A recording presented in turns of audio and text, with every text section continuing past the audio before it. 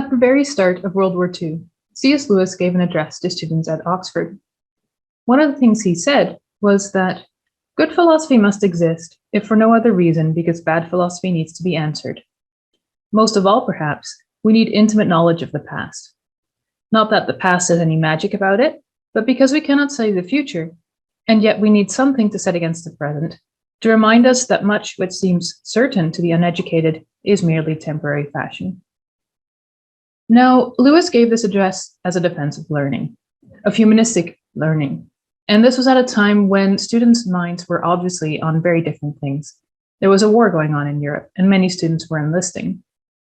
And Lewis goes on to say, "The scholar has lived in many times and is therefore in some degree immune from the great cataract of nonsense that pours from the press and the microphone of his own age."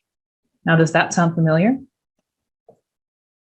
This quote has been hanging up on my office wall at university for years, and it is a great reminder to me of the importance of studying history. I like to study different worldviews and to see how different people from different times and different places might have looked at the world very differently, or perhaps in some ways very similarly to how we do today. Through studying these different times and places, we can also learn to see persisting values, as well as the providence of God throughout history, and the uniqueness of Christianity on the world stage.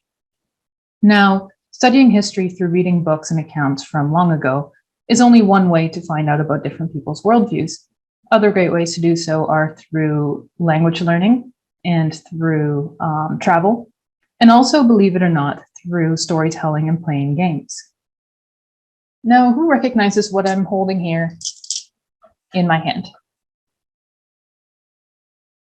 That is a set of polyhedral dice, and it's used for role-playing games.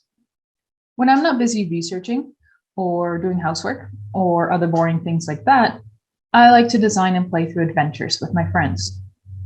And what I do is I design historical role-playing games. So we try to understand what it would have been like to live in, let's say, medieval Europe during a time of war or revolt. And we try to figure out how people would have dealt with situations like that, what kinds of situations they would have found themselves in.